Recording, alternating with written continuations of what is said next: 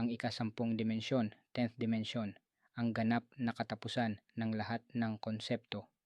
Kung ang ninth dimension ay ang walang hanggang pinagmulan ng lahat ng posibilidad, ang tanong na ngayon, ano ang lampas pa sa lahat ng posibilidad? May dulo ba ang lahat ng ito? Dito na natin haharapin ang ikasampung dimensyon, ang huling hangganan ng pag-iisip. Part 1. Ano ang 10th dimension? Ang 10th dimension ay hindi nadagdag, hindi ito. Mas mataas na espasyo, mas malawak na kamalayan, mas malalim na pinagmulan. Ito ay ang pagsasama ng lahat.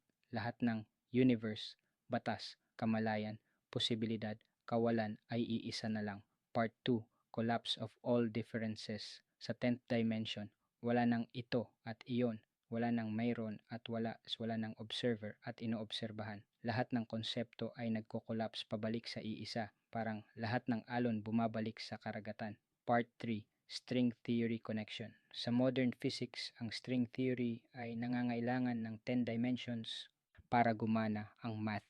Pero tandaan, ang agham ay hanggang kalkulasyon lang. Ang kahulugan ay nasa filosofiya. Sa puntong ito, ang realidad ay hindi na karanasan, kundi estado ng pagiging buo.